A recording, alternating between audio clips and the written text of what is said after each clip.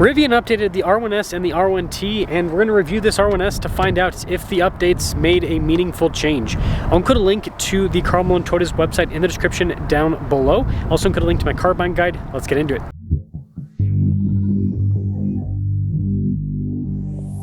This is the standard version of the R1S. It has 258 miles of driving range, 533 horsepower, 610 pound-feet of torque, and it's a dual electric motor setup. Now you gotta search for a little bit, but eventually you find a button and that opens up the front trunk. Decent amount of storage up front, which is nice. And you can actually just press that button again and that will close it up. I'm trying to hit 500,000 subscribers before the end of the year. I'd really appreciate it if you'd help out with that. Of course, Rivian logo front and center. Now the overall shape of the light design is the same, but it is updated. It looks a little bit more modern compared to before. And I think that's the whole theme. Again, this is more of a refresh rather than a full-on redesign. Now our tire wheel setup on this is 275 by 60 by 20. You've got the silver there on the outside with metallic gray in the center. I think it's actually a really good looking wheel. They've added a bunch of cladding here to the bottom to give it that rugged off-roader appearance. But then you'll note up top is all painted and nice so that it looks more premium, and it's got a very boxy design overall. Just like a Tesla, you've got the card key setup, so pretty straightforward with the use there. It's nicely labeled.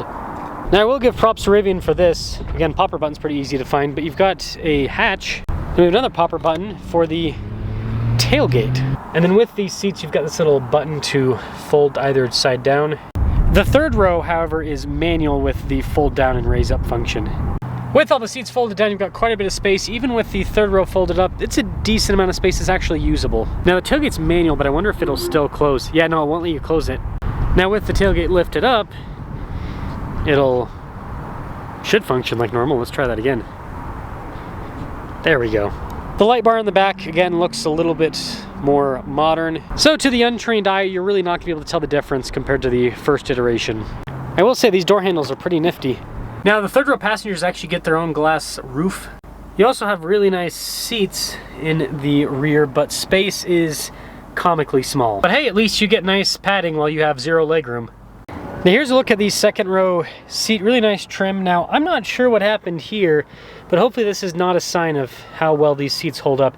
If you own a Rivian, let me know if this is common. Legroom here in the back's good. We have a little storage. Build quality seems to be not as good as before. Anywho, we've got our own screen here in the back, and you guys can see heated and cooled seats. I mean, this has quite a few features. There's even a little USB port on the back of the seat. Another cool door handle for up front. Blind spot monitoring with the mirrors, and then nice trim over the front door panel. And this is kind of like a trucky SUV, 1,933 pounds of payload. Here's a look at that front seat, really nice trim. It's power adjustable with lumbar support. The passenger seat's also power adjustable with lumbar support. Really cool design with the steering wheel. I do like the two-tone coloration as well. Similar to Tesla, you've got very minimalist controls on the steering wheel, multi-function controls with those dials, so you select an item and the dials will adjust that item. And then this does have a column shifter, and unlike many Teslas, it actually has a digital gauge cluster, which gives you all your basic information. It even has a little nav screen that you can pull up on it, but it lets us know our range, for example. 360 camera system, and it looks like the resolution is quite a bit better compared to before. And then as for the screen, this controls everything for the car. So for example, the heated and ventilated seats, those are controlled here. Also the heated steering wheel, the climate controls are always accessible there at the bottom of the screen in general. And then you've got everything associated with the vehicle. Now I think this is pretty cool. It shows us like our elevation and everything. I think more cars are gonna start integrating that. But anyways, you can change everything with the modes. We're in the all-purpose mode. You can go into all-terrain. You can also change the ride height, the regen. So it's very customizable, and that is one nice thing about electric vehicles. But in general, response time with this system is good. It's like I can just like spam the buttons and it picks everything up quite well. So I would say they did a good job with the whole system. Now I've got an open center console design, so you've got like a massive storage in front, and then you actually have kind of an automatic opening with the center console, quite a bit of storage inside. And this is where you put the little card key if the car doesn't pick up that you have that inside. I almost missed this. We have this little storage tray here at the bottom. And then there is a really nice headliner, as well as more glass roof up front.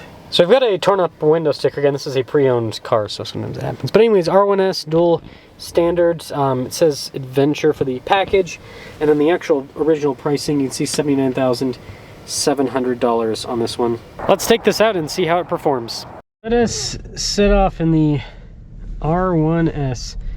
You know, let me know if I'm like, if it's just this car, but I feel like Rivian's quality's gone downhill.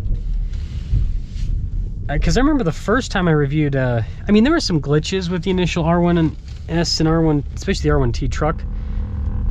What is that? Is that the air suspension? It's noisy. Yeah, see, something's weird with this car. I don't know if it's this car, if this is like what Rivian's turned into. You know, it's kind of tough to tell.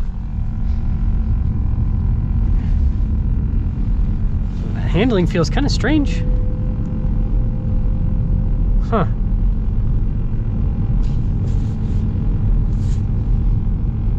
This is one of the downside about these electric cars. I mean, Tesla went through the same thing. It's like they were really good with the software, they were really good with the powertrain, but they didn't know how to build a car. Now Tesla finally, I think I can confidently say, knows how to build a car.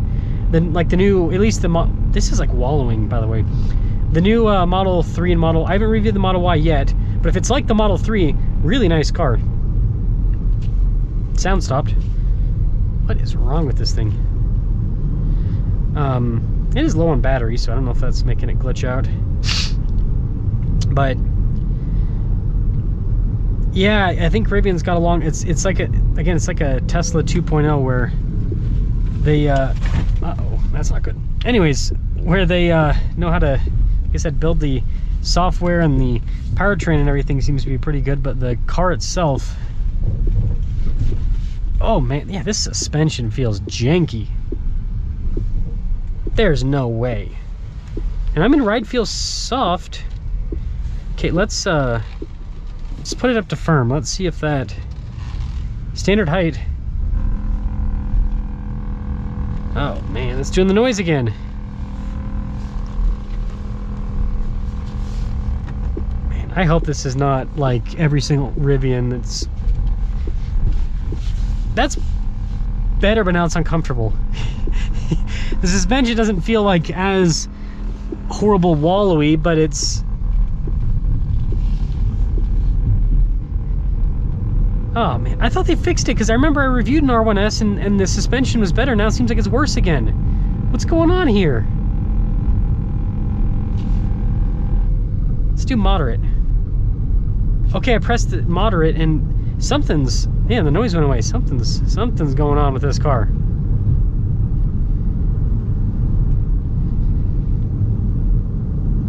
I mean, it seems like it drives pretty well. Powertrain's nice, smooth. It's crazy this is like the least powerful version. You can get over 1,000 horsepower now with these.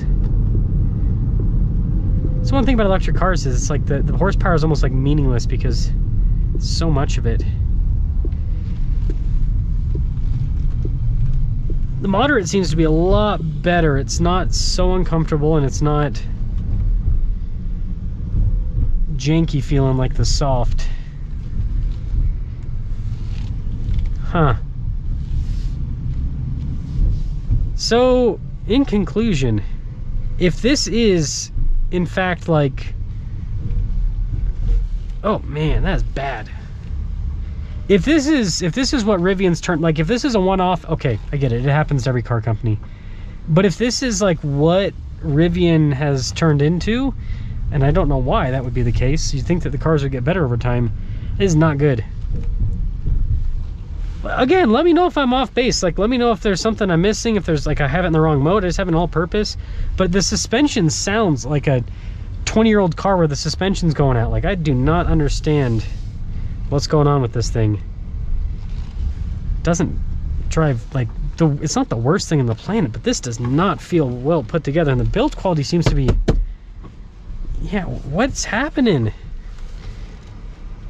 This is not a good sign, in my opinion. But I don't know. I'll give them the benefit of the doubt and say this is just because unless, you know, I'd feel more comfortable saying like, hey, this is it if I reviewed like 10 of these. But seeing as this is just only one, maybe the previous owner didn't take very good care of it. I don't know. Hard to tell. That's the R1S. Let me know your thoughts.